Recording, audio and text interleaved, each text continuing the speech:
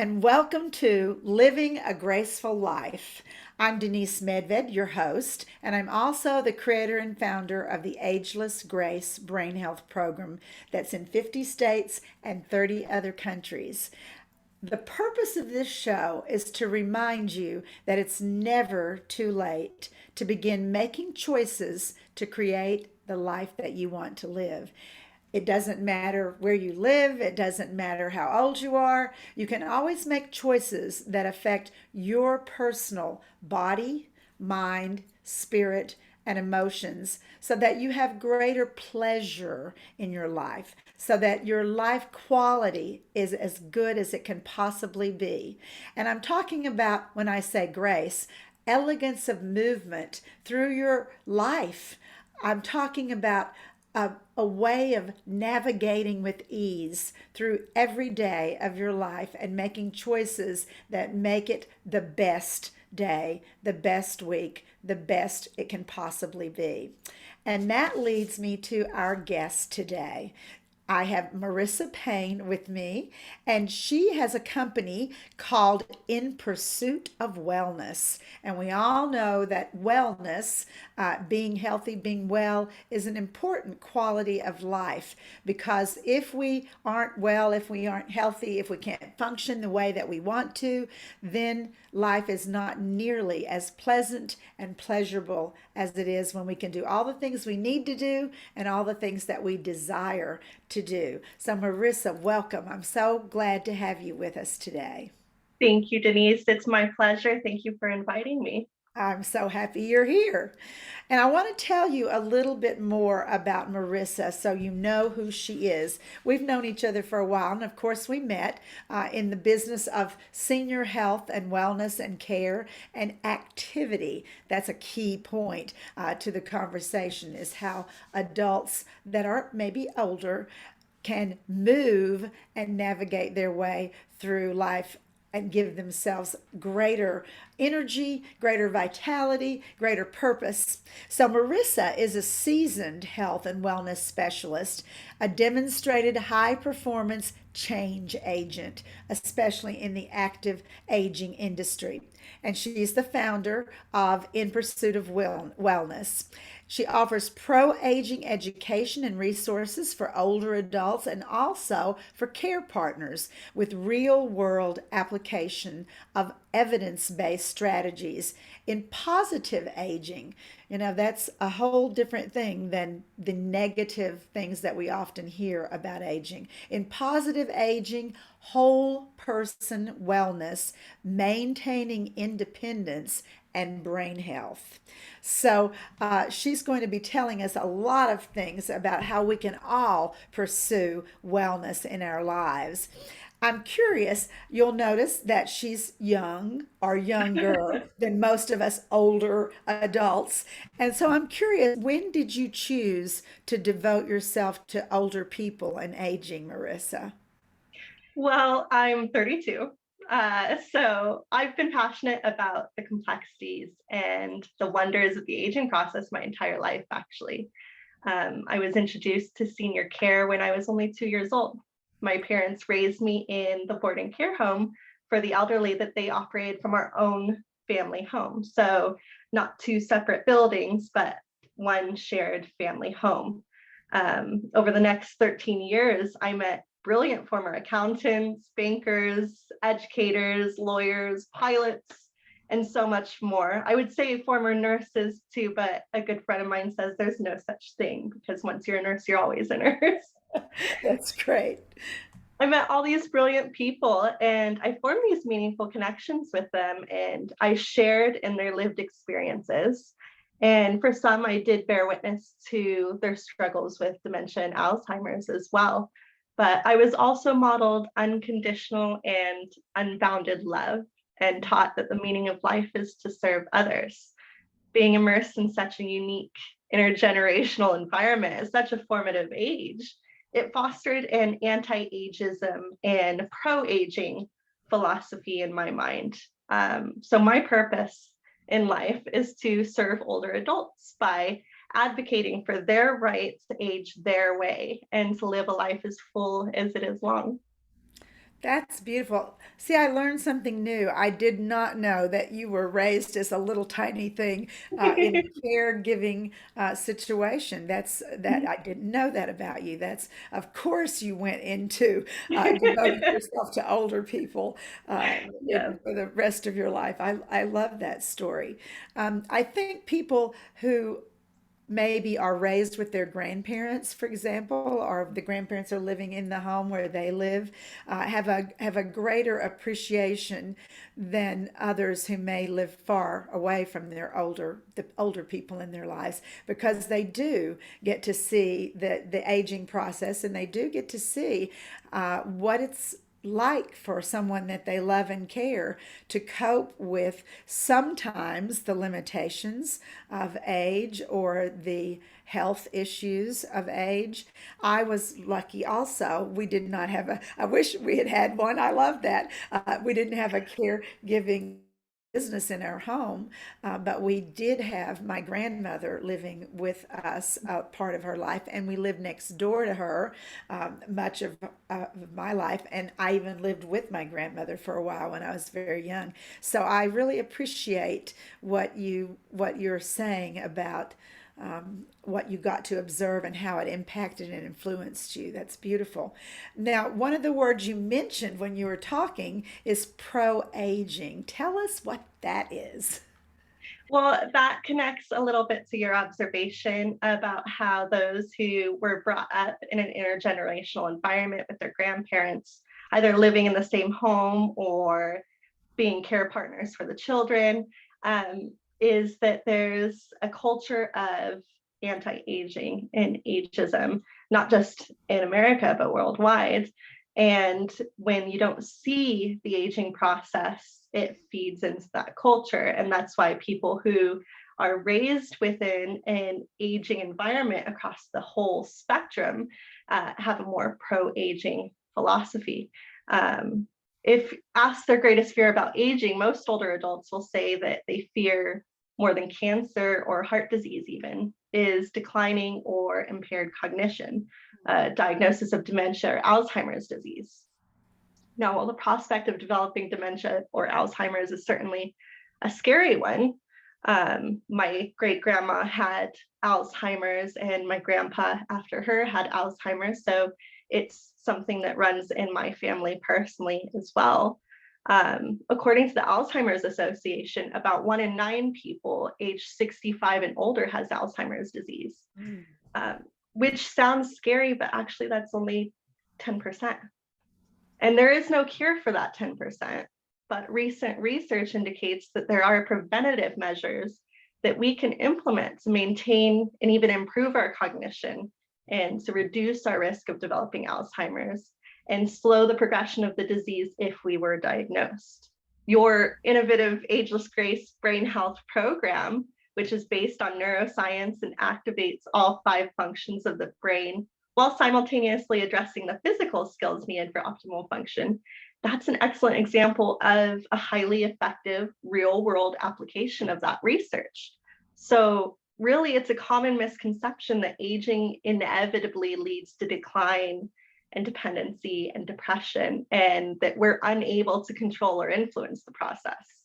In fact, happiness actually increases as you age. It's referred to as the happiness U curve. Empirical evidence from lifetime studies indicates that population level life satisfaction ratings on average begins high in youth, decreases during midlife, which is frequently referred to as a midlife crisis, and begins to rebound around age 50, reaching its peak towards the end of life. One of the Wow. most, yes, one of the most prevalent and shocking predictors of how you age is actually how you think and feel about aging itself. That's fascinating, that gives us all something to look forward to, right? That we're going to get even happier than we are now. Yes, recognizing these harmful misconceptions and the other stereotypes that are perpetuated by anti-aging, and instead embracing pro-aging and transitioning from fear-based to a fact-based mindset, it can actually change the trajectory of your whole aging journey. Aging isn't a condition to be cured or a disease to be dreaded. It's a powerful lifelong process. And it's an opportunity for reinvigoration and wellness and continued growth for all of us. That's that I feel that way. I will be actually in the next couple of weeks, I'll be 70 years old. And I feel Happy like my birthday. life, thank you. I feel like my life is better and better all the time. And I have been conscious for a long time of moving and keeping my body moving and stimulating myself with interesting activities and people and doing things that make me feel a sense of wonder, things that make me say like, wow, that's exciting, or that's interesting, or that's wonderful. And of course, we always talk about kind of stepping out of our comfort zone. And that is actually, as you well know, what stimulates the brain, doing something that we have never done before, or figuring out how to do something that we aren't very familiar with, or doing something that we really know how to do pretty well, but doing it differently. And a good example of that, which is really simple, is if you just turn around and walk up the stairs backwards one day in your home, or if you brush your teeth with this hand instead of this hand, or take a different route to work. I mean, that doesn't sound very mind-boggling or exciting. However, it's literally life-changing to do things differently than you normally do, or be willing to try something new. I know you've worked with many people who are older, and I wonder if you see um, uh, an eagerness to participate in something that they've never done before, that's different or out of the box, or if you see a resistance that they're afraid they'll look silly or be clumsy or whatever. A bit of both. It really depends on the individual's mindset, on their experience and outlook of aging for them. So, the individuals that have a more pro aging approach to this chapter of their life, they tend to be more curious, more willing, more spontaneous to try new things or to try something that they already know in a new way. And then you do have people who, they've succumbed a little bit to this anti-aging stereotype, and that has caused them to be more hesitant and a little bit more reserved, maybe embarrassed about looking silly. But what I found is that it's never too late to change your mind, Mhm. right? So those individuals that are hesitant or do worry, and they are a little bit more concerned with the fear-based mindset, once they have the facts and the education and they can see the possibility, you can see them transition to the other side of the spectrum where they can become curious again about life and, like you said, enjoy the wonders and allow yourself to be wondered about things. So a bit of both. So that's a positive thing to think that people who may not have the most positive attitude about their literal age and the process of aging can change and can uh, uh, start to enjoy that process a little more.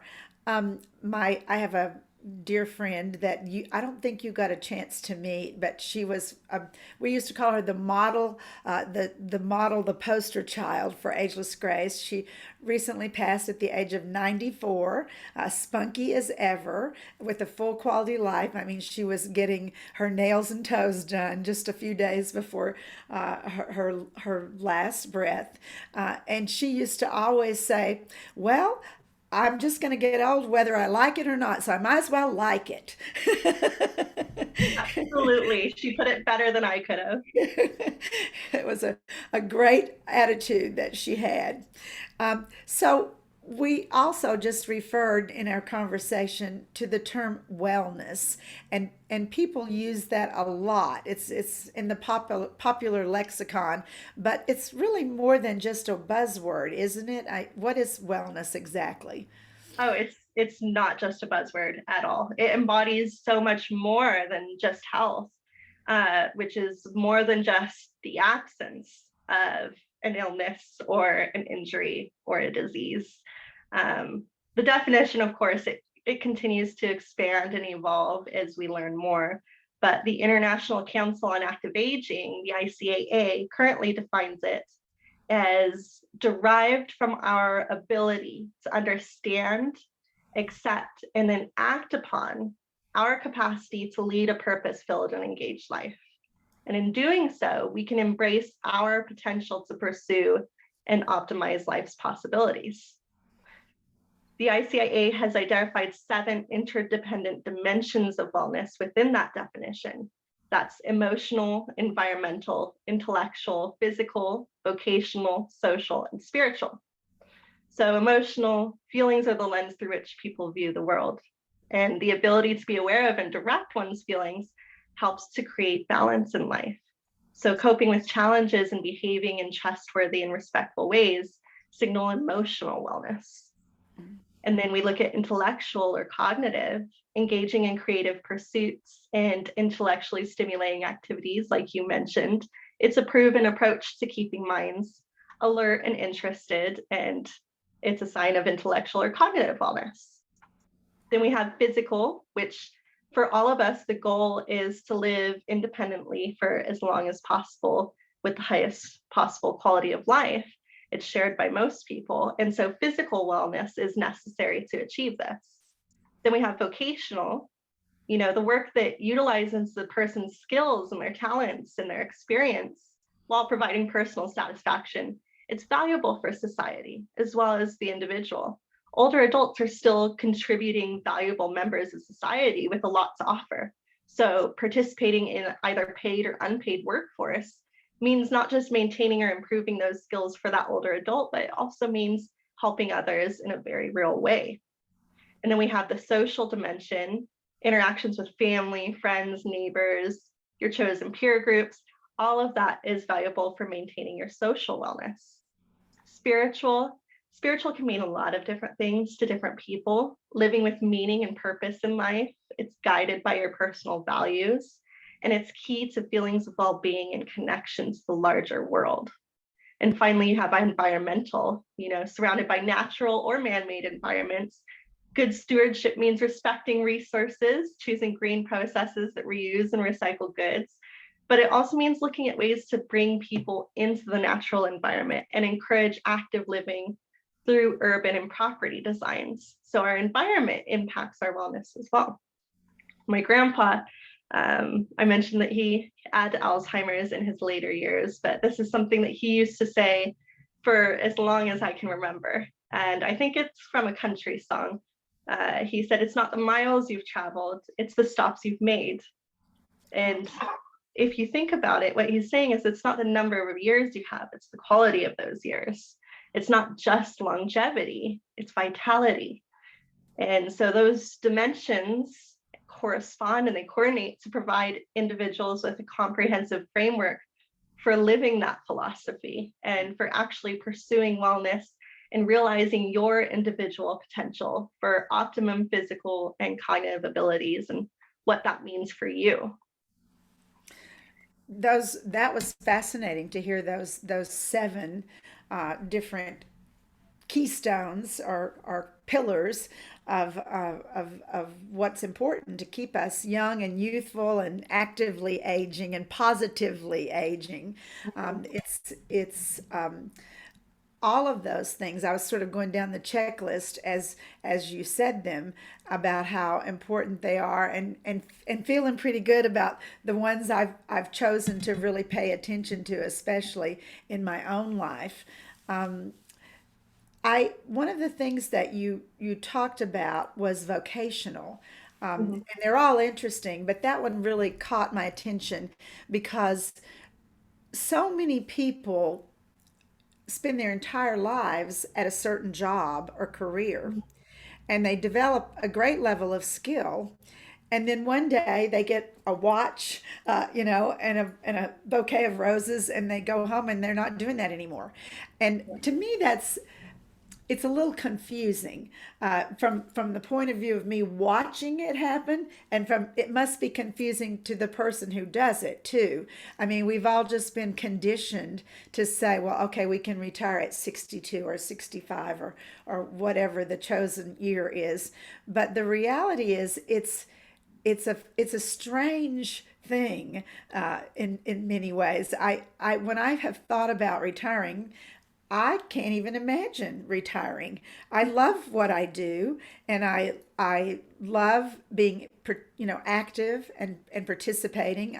I like to get up and get dressed every day, and I enjoy sports and I enjoy hiking, but I can't imagine saying that, oh good, now I'm going to hike every day for the rest of my life, or play tennis every day for the rest of my life. It's just I need that interaction with other people personally, and I need um, that sense of that I'm giving something to the world. And tell me, how do you see older adults that what do they do to keep, if they have actually retired from that career, that job, what do they do to keep themselves uplifting that vocational part of their lives? Well, I mean, like you said, most people, they've done this their entire lives, and typically they do it because they're passionate about it and because they enjoy doing it. And, in a sense, sometimes retirement is that golden ticket where you've earned the right to now do whatever you want to do.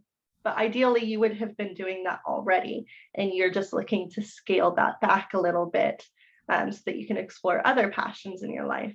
But that desire, that purpose to serve others, that's innately in all of us. And so if you've retired already, there's nothing stopping you from harnessing that passion and all of that skill and experience you have and still contributing to society, whether it's through leisure activities or hobbies, social groups and clubs. You can be a mentor to youth. There's so many different mentorship programs. You can work with local elementary schools, high schools. Children in that part of their life are expected to make some very big decisions. They're supposed to decide what their major is going to be and what they're going to do for the rest of their life, and they're only 17. And so, what if they had these amazing individuals who have all of the skills and life experience to help them navigate that period of their life? So, there's so many different ways that you can still contribute. Even if you're not in paid work, you can still do good work for people for the sake of doing it. That's well spoken. I have observed myself when I've seen. I work at teach ageless grace at some CCRCs, continual care, continuity of care, residential communities where they have independent living, assisted living, skilled nursing care, memory care. And so I see all people at all different stages of their lives. And I will say this, the ones who are still in a theater group, the ones who participate in a choir, the ones who uh, maybe are mentoring high school students, or they're the head of a committee in the community where they live. Those ones are the ones that greet you with a smile when you walk down the hall, and they're the ones that whistle as they're walking by. They're the ones that really feel to me as if they're happy. They're happy doing what they're doing, and I think I almost wish they, how when you go to high school, you get a high school counselor. Wouldn't it be a good idea if when you retire, you get a retirement counselor?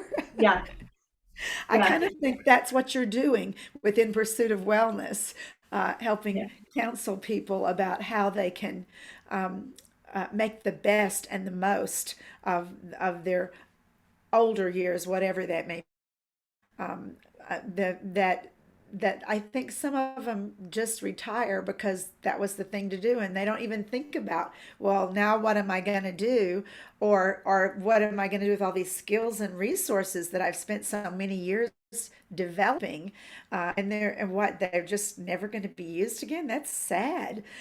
It, It's It's very sad to think about that. I uh once in a while I walk, well, every day I walk down the hall with one of my students as they leave the class, and I'll often say, tell me what did you used to do? And it's like you said, you grew up with airplane pilots and people who are still nurses and all these things, and they you just look at them sometimes, and you might be tempted to think that's an older person with some cognitive decline, as opposed to this amazing life that they've lived and the knowledge and skill that they have uh, achieved and collected for themselves and can share with you.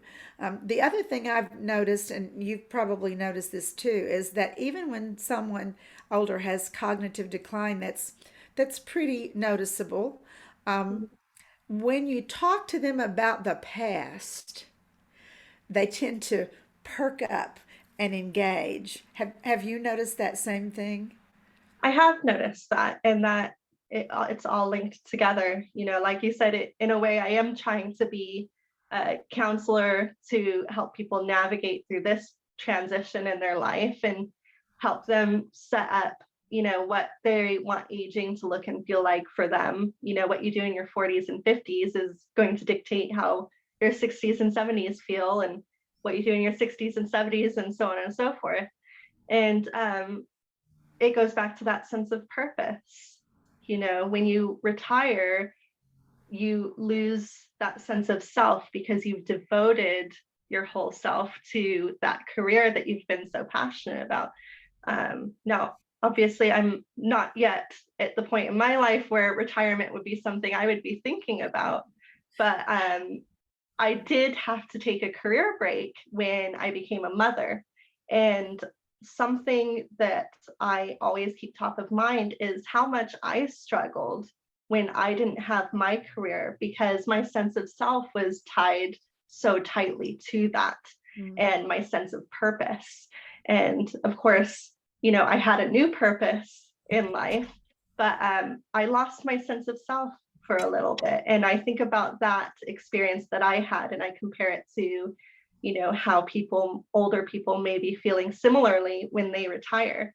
And, when you're affected by cognitive decline, like you said, even if it's noticeable, if that person recalls that part of their life, or they're discussing what they used to do in their career for you, they do perk up. I have noticed that.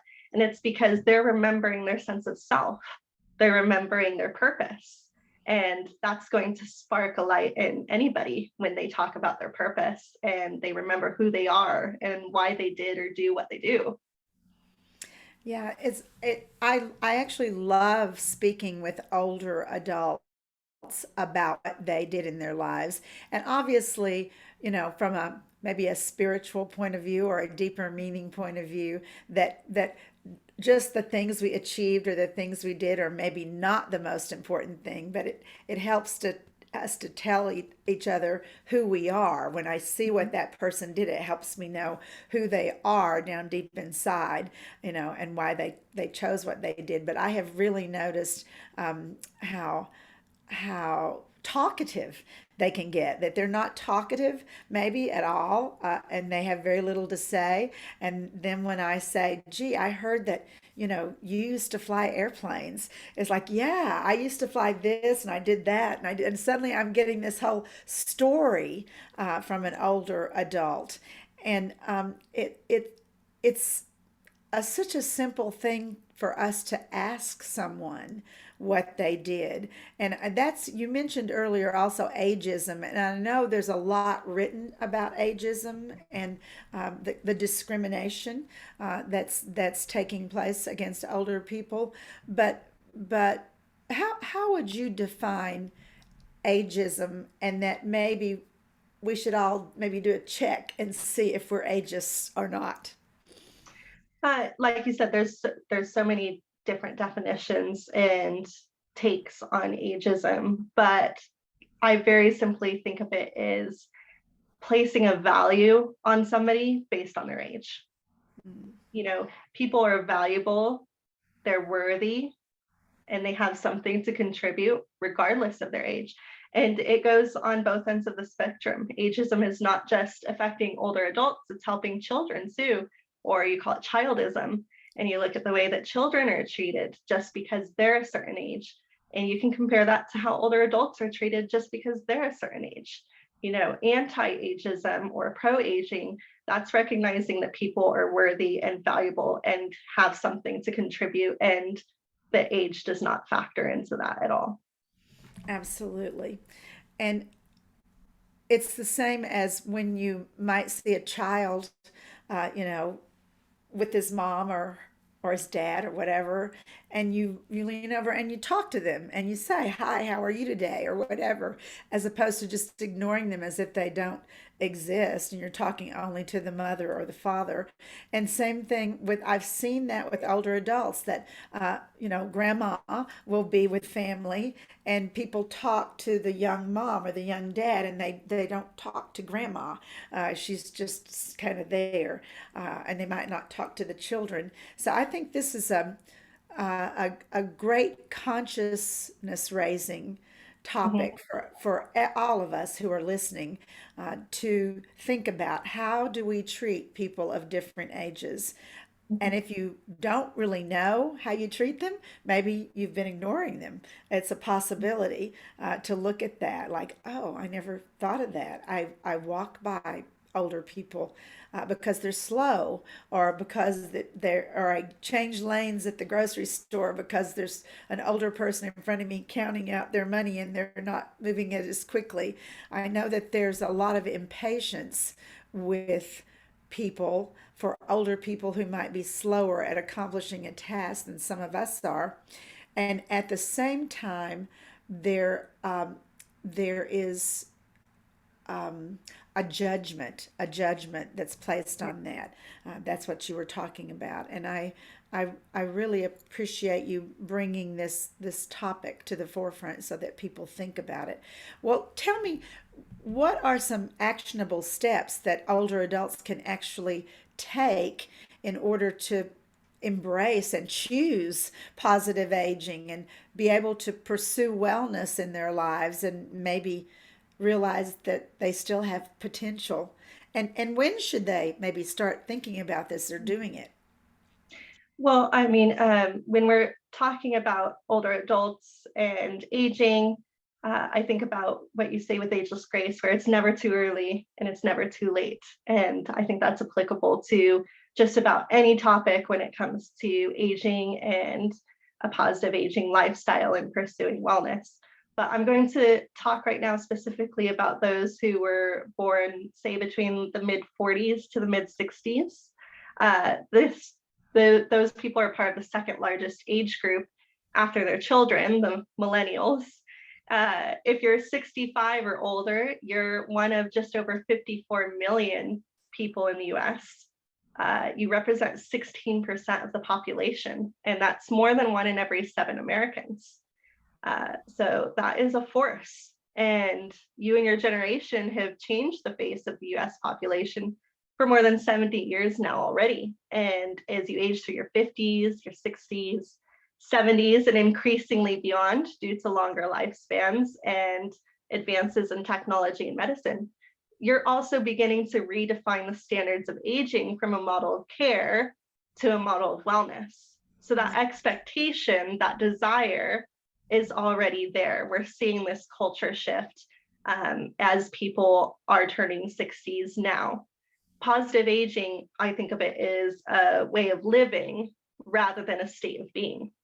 According to the Ministry of Social Development in New Zealand, positive aging reflects the attitudes and experiences older adults have about themselves. It also takes into account the health, financial security, independence, self fulfillment, personal safety, and living environment of older adults.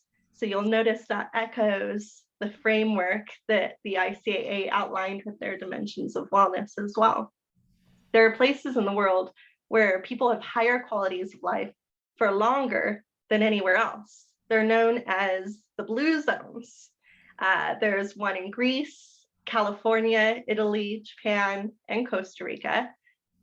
researchers discovered that Italy has the most centenarians, people who are 100 years old or older. And they actually wrote about this for the Journal of Experimental Gerontology. New York Times bestselling author Dan Buettner, in collaboration with demographers and researchers, identified 9 specific lifestyle habits of the older people who live in these blue zones. So I would like to take you through those. Yes. The first one is to move naturally, which will come as no surprise to you. As you know, neuroscientists believe that the primary purpose of the brain is to control movement of the body, and the best exercise for the brain is just that, specifically playing with new and spontaneous movements, like the physical activities or games that your Ageless Grace Brain Health program consists of. The second is to have purpose, and we've covered this at length already, the importance of that intrinsic sense of self and purpose and serving others. It's your reason for getting up in the morning. So find it, and studies show that you'll live approximately 7 years longer. Wow, that's interesting. The third is to manage stress, which I think that after the last 2.5 years, we've all become well-versed in what stresses us and different coping strategies for stress that work for us as individuals. The fourth is to control our weight.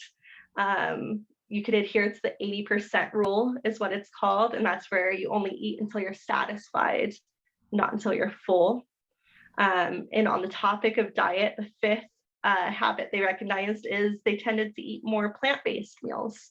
So you could adopt a vegetarian, or you can call it a flexitarian diet, is where you have a little bit more flexibility in what you choose to eat, but you lean more plant-based and incorporating more plant-based meals into your diet.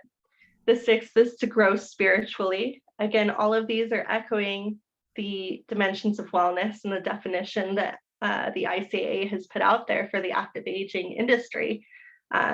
Research shows that belonging to a faith-based community and attending services at least 4 times a month can add between 4 to 14 years to your life.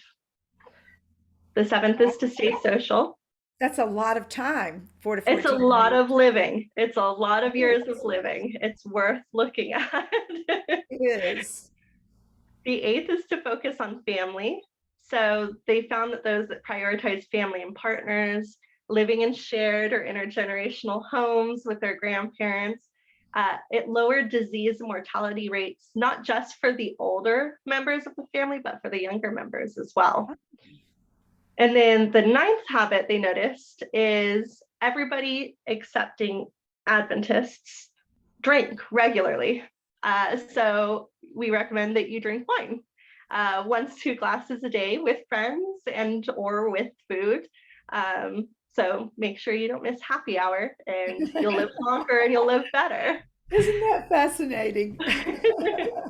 There's so many things that you can do. I mean, peer counseling, you could share your personal histories, and humor and laughter. You touched on that when you're connecting with older adults who even have cognitive decline, how they light up when they share their personal histories.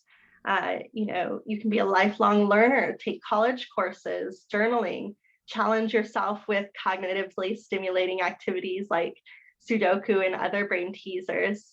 You have to engage in physical activity. Make sure you're getting adequate sleep. Make sure you're contributing to society, your experienced professionals. And again, engage in either leisure time vocations in the arts or through hobbies. Socialize by joining clubs and traveling. Spiritual, make sure you're growing spiritually through personal meditation or practicing mindfulness like yoga and Tai Chi. And ensure that you're experiencing nature, go on walks or garden. Those are all examples of implementing the concepts of wellness. And cultivating these habits in your own life is how you can embrace positive aging, and you can pursue whole person wellness within all 7 dimensions identified by the ICAA. And in doing so, you can realize your potential for optimum physical and cognitive function in your life. Fabulous information. Thank you so much.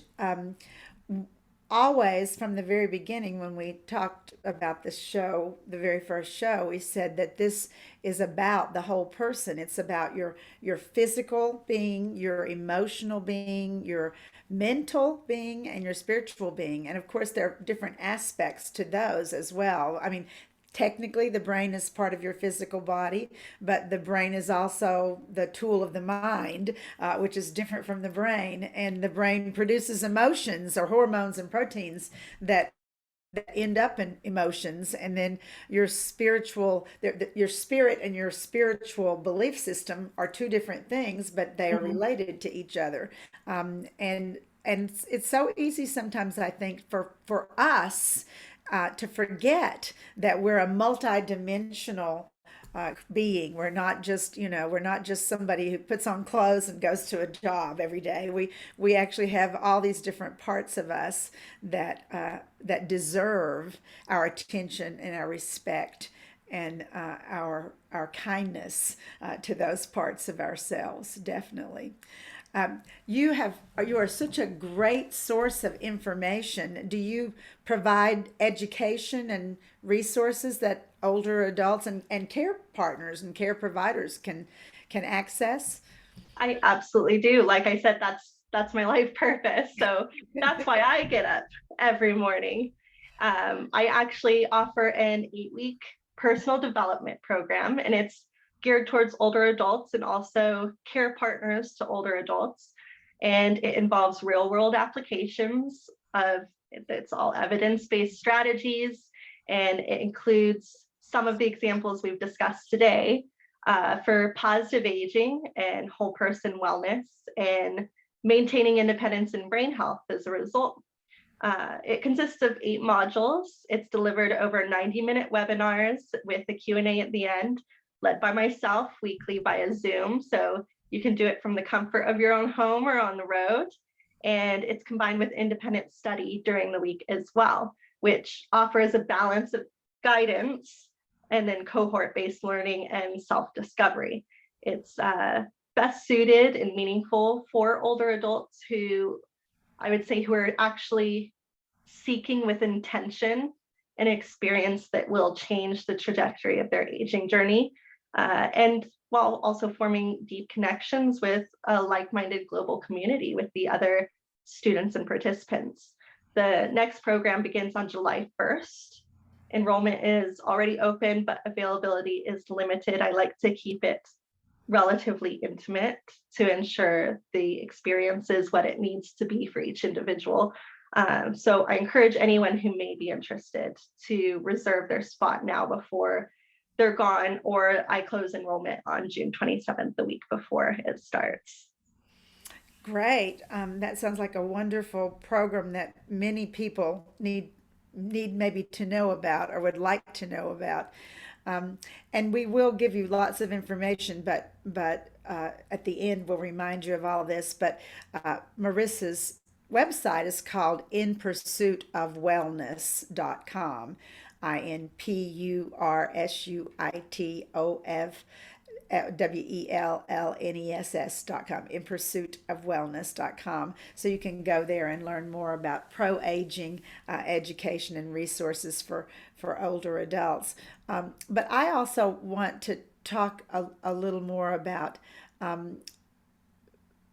the idea of how each one of us can become more conscious and aware of what we can do to promote pro-aging in our country, but certainly in our home, in our family, in our community.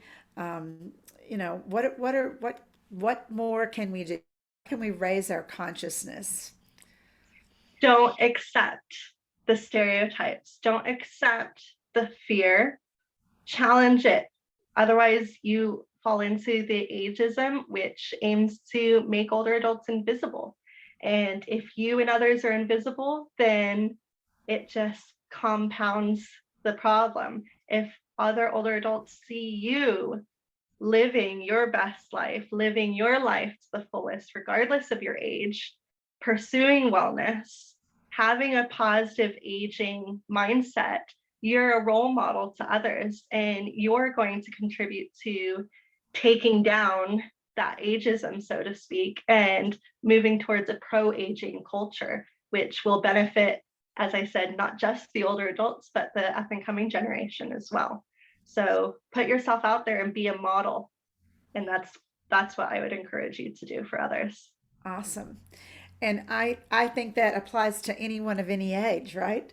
Obviously, at your age, you're a model for this, and children could be a model for this, and people of all ages can be a model for this. I One of the things that the pandemic obviously has been horrible, that's needless to say, but there have also been some silver linings, I think, in the pandemic, and one of them, in my observation, has been families that have been connecting possibly more than they did before, because there is Zoom, and there are many other platforms that are virtual, Skype and WhatsApp, and different kinds of availabilities for suddenly, grandchildren to be seeing the grandparents that don't live in the home with them, or for families to say, every Friday afternoon we're going to get together and we're gonna all talk and see each other. Have you experienced that too? That Yes. Yeah, in my own family, even. I think, all of us experience that, you know, you don't know what you have until you don't have it. And when the pandemic started, everything changed, and we realized that what we truly needed was our friends and families and loved ones. Earlier in our discussion, I had said that one of the most prevalent predictors of how you age is how you think and feel about aging. But there's actually two, and the other is how social you are.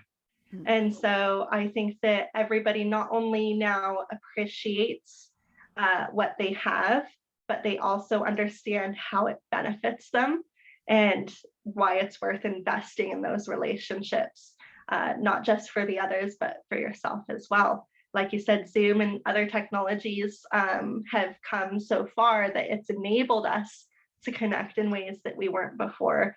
And now we have the motivation to do so. absolutely. And I think it made us also aware of the fragility of life. Sadly, those who lived in CCRCs, who lived in continual care residential communities, who were in assisted living, skilled nursing care, memory care, especially, other than independent living. I Some people may not know this if they don't have family members living in those areas, but they were shut down. They couldn't go out, and we couldn't go in, and classes that were being offered there, stopped, and there couldn't be outside classes, and a lot of programs that were being done, maybe, I don't know, art or learning a language or whatever, the outside teacher couldn't come in any longer. And so I think, I know that I visited family and friends for months through a window. We would, tap on the window, and then call each other on the cell phone and talk and see each other face to face. And we also, at one point, got to open up the windows a little bit and talk through the screens. But it was a huge reminder to all of us, I believe, that how precious, being together is, how precious having access to each other is, and how precious life is, and being able to share it with the family of all ages. I know when I teach in CCRCs, that I know very clearly which ones have their daughters or their sons or their grand and come to classes with them and enjoy their activities and participate. And then I'm very clear that I'm there often, and there are others that I see no one visiting.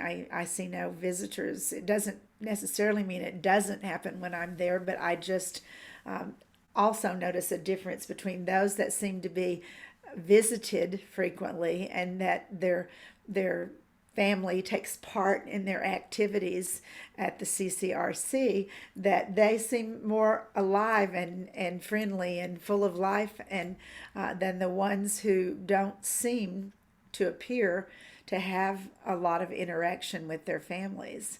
Um, I completely agree with you. The the long-term care, senior care, the spectrum of these services, they were stuck between a rock and a hard place, and they did the best they could, and they had to first and foremost protect as stewards of these residents' health. And so they did have to, as you said, shut down, isolate, and quarantine to make sure that they were protecting this vulnerable population. But as you said, at the same time, there's this perception that activities and life enrichment, that it's just something to keep people busy, that it's just games, and it's not. And we learned how precious that socialization is, which is deeply rooted in science, and it's evidence backed that it's needed for our wellness. And so while we protected the health of this demographic, their wellness did suffer because of the lack of socialization. Life is very precious, and it's all the more so when you share it with others. Absolutely. Yeah, these definitely are not just activities or something to keep people busy. They really have true meaning Mhm. and true benefits to everyone. And I think it, like I say, there were silver linings in the pandemic, that there were so many negatives, but there were also some very positive things that took place for everybody, on sort of both sides of the window pane, so to speak. What we learned about how we needed to be and interact, and I do know this, that I when I drive up every day to the care centers and the assisted living, skilled nursing care where I teach Ageless Grace classes, there's a big sign that says "Heroes work here." I'm going to get teary because it's those people who went every day to be with our loved ones and um,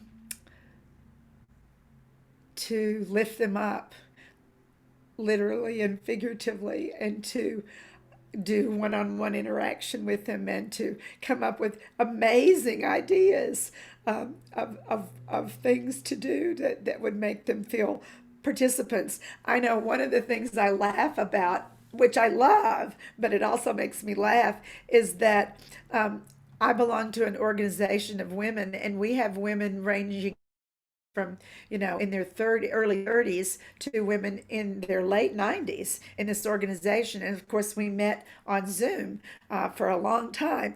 And every week there would be a new person who was 88 on Zoom, and somebody who was 90 on Zoom. And we learned that when they lived in residential communities, that the activities director, who someone there was going around from room to room saying, "Would you like me to show you? You have a laptop? Can I show you how to get on Zoom? Can I set it up on your computer?" And so we have now a whole generation of people who are, 80 and above, who know how to Zoom. It's never too late to learn. It's never too late to learn. Absolutely. Well, Marissa, thank you so much for all this information. And so, one of the things that we've talked about is how important it is to move. And those of you who've been watching this show for a while know that I always, toward the end of the show, give you a tool from Ageless Grace. And I like to call them tools. They're kind of like games, they're kind of like exercises, but it's a tool that you can use to stimulate your brain, and also to cause your body to feel better, and to cause your brain and body to start having a dialogue and talking to each other, because they might have been out of touch for a while. You never know. So what I like to do when I come to this part, because Ageless Grace is taught sitting down so that it activates the brain and causes it to actually engage in what we're doing and say, gee, how would I do this sitting in a chair? And that's true whether we do it in a chair, whether you're 5 years old or 35 or 95, it doesn't matter, because we want the brain to have to figure out how to do this from a seated position. So I'm going to go right back there. There's a chair, and I'm going to refocus my lens just a little bit. And I invite each one of you who's viewing this to also slide back and get a little further away from the screen. And Marisa, you too. We will, and Marisa does teach Ageless Grace, and that's Yes. one of the many tools in her toolkit that she offers in pursuit of wellness.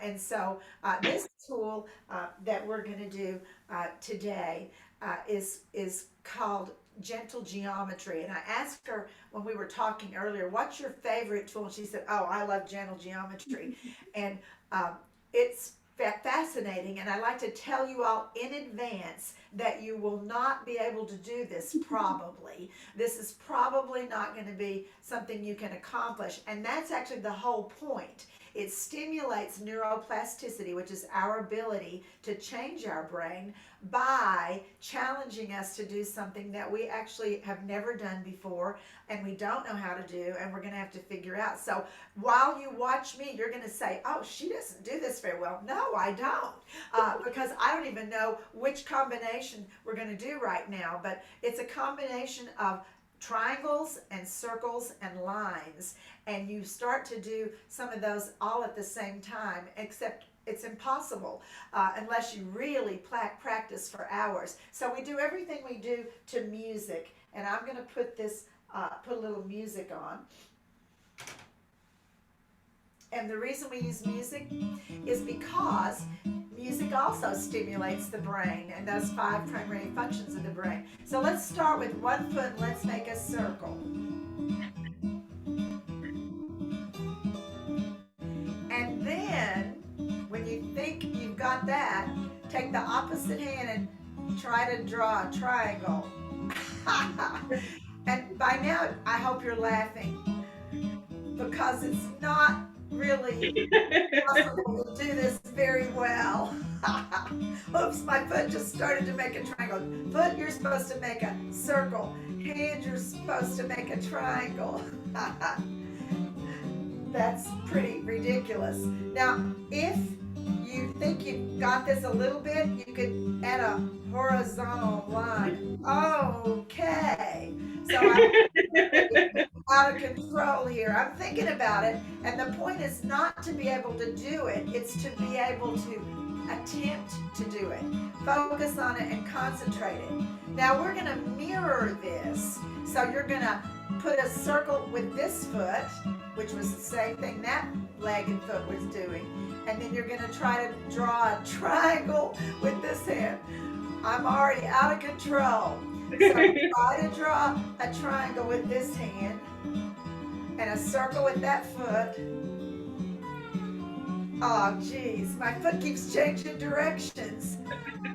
My triangle's pretty good, but that foot doesn't know what it's doing. And then if you want to try to add a horizontal line, you can try to. Oh, I'm so happy that song is over. So I'm going to come back up to the screen and just remind you all that you can go to agelessgrace.com to learn more about how to stimulate your brain and about how to invite more brain health activities into your life. There's even a free class you can download and some handouts, but there's also DVDs, flashcards, those types of things on there at agelessgrace.com. And you can also go to winwinwomen.com to the store, and those items are available on there to support you.